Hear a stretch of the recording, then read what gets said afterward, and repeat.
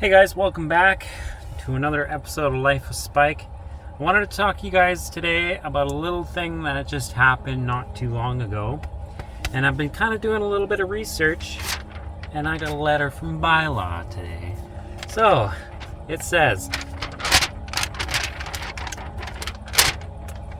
this is to advise people regulations relating to parking and sleeping in a vehicle on a highway and a city parking lot. Now, it says you cannot sleep in your vehicle. What? Like, who does this? I don't understand. Now, from what I've seen, is there's people living in tents all across town here. So why am I being discriminated because I live in a van?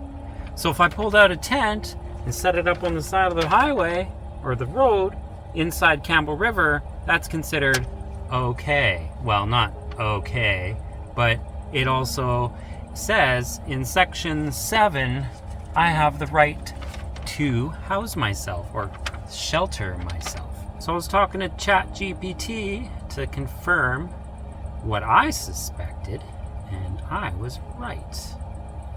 Section 7, Canadian courts including Victoria versus Adams and Abbotsford versus Shantz have ruled that people experiencing homelessness must have a right to shelter themselves if no reasonable alternatives exists.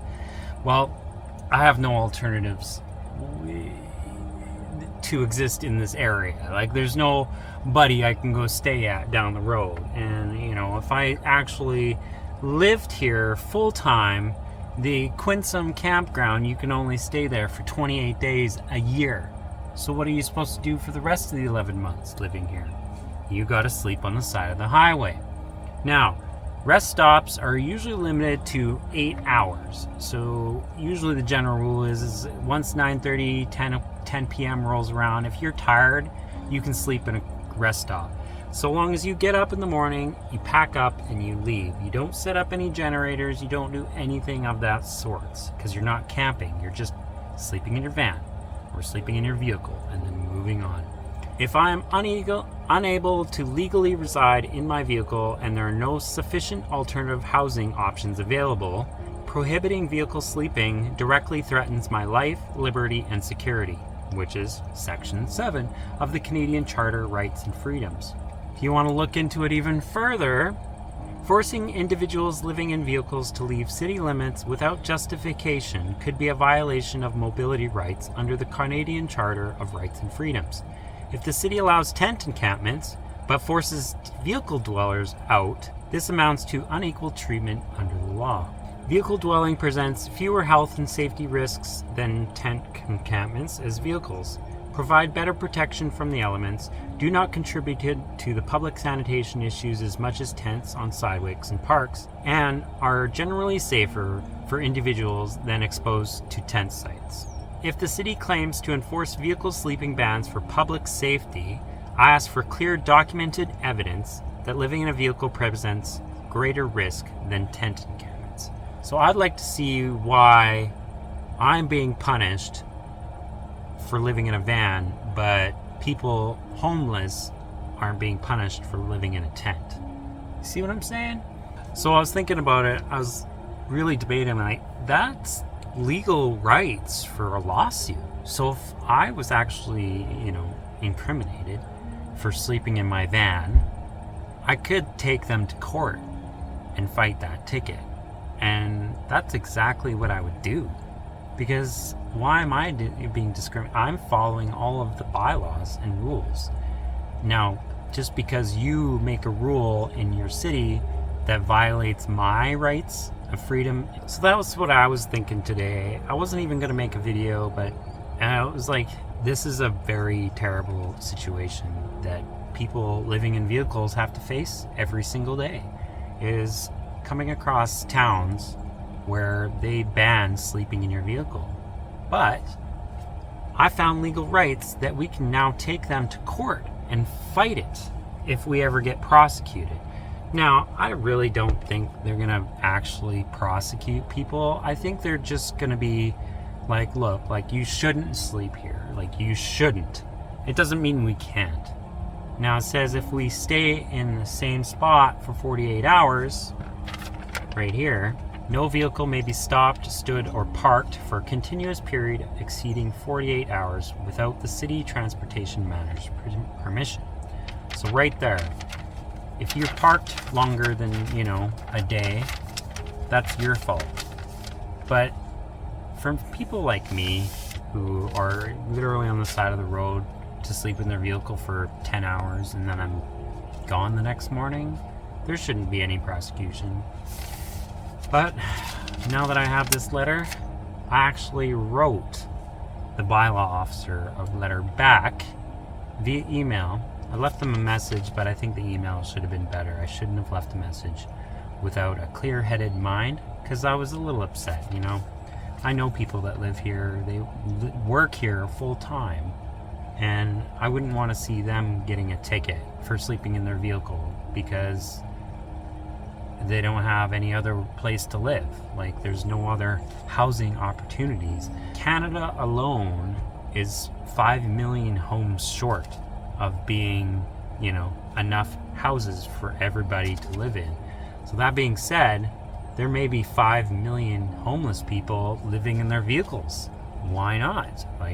I don't see any reason why we can't live in a vehicle as long as we're following all the bylaw. Not this bylaw. This one's illegal. I don't think they have the justification and the means to actually prosecute somebody unless they were staying for 48 hours. Or like I've mentioned before, if you're setting up your camp chairs, you got your generator out, you got a picnic table out, you got your barbecue out, you got your awning full out, you got your slides all set up, that is legal rights to be prosecuted and get kicked out because you're not in a camp spot and you're staying for longer than a day, or that's what your intent is to do. Now, if I pulled out my camp chair and sat on the grass for an hour or two, nobody would say anything because that's something a normal person would do with or without their van or living in a vehicle. That being said, I'm going to get ready. We're going to go pack up. We're going to head down the road.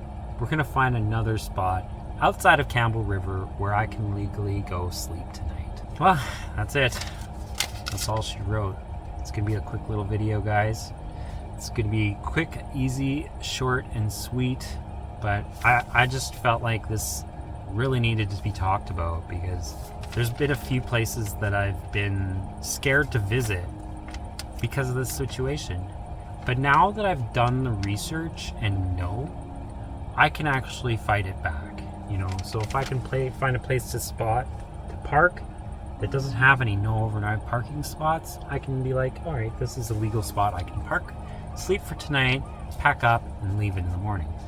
And if they come and stop me and say, hey, well, there's no signs here, and, well, you kicking me out, well, I'm going to take you to court because now that is justifications for violating my rights and freedoms.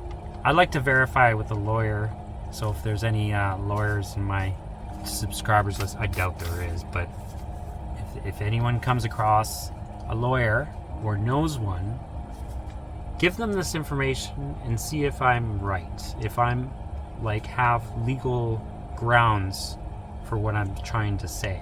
The Canadian Charter of Rights and Freedom, Section 6, says I can move anywhere in Canada I want. You cannot limit me where I can visit. So if I want to visit Campbell River, I can visit Campbell River. If you kick me out, that is legal grounds for a lawsuit saying there's no reason for me to kick me out. There's what reason do you have to kick me out of Campbell River? I'm here visiting, looking, doing the tourist thing. Not to mention, I was actually doing the calculations. If thousands of vanlifers were prevented from visiting Campbell River business and tourism would lose over millions per year.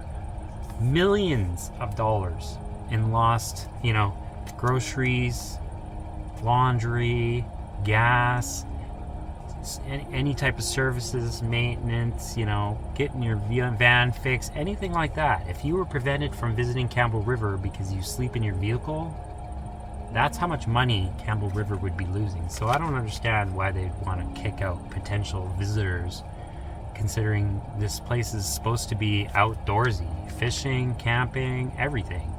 And we're being told that camping in your van, unless you're inside a campsite, which if you were here for more than a month, Quinsam is probably your only option, and you stay there for longer than a month, you can get in trouble too. I think that's it for today. That's my rant for today. See you guys in the next episode. Oh yeah, passed my drone license. I can now legally fly the big drone.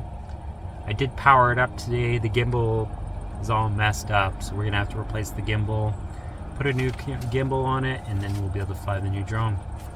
We'll see you guys on the next episode. Thanks for watching. Remember to hit the thumbs up, subscribe if you haven't already, and we'll see you in the next one.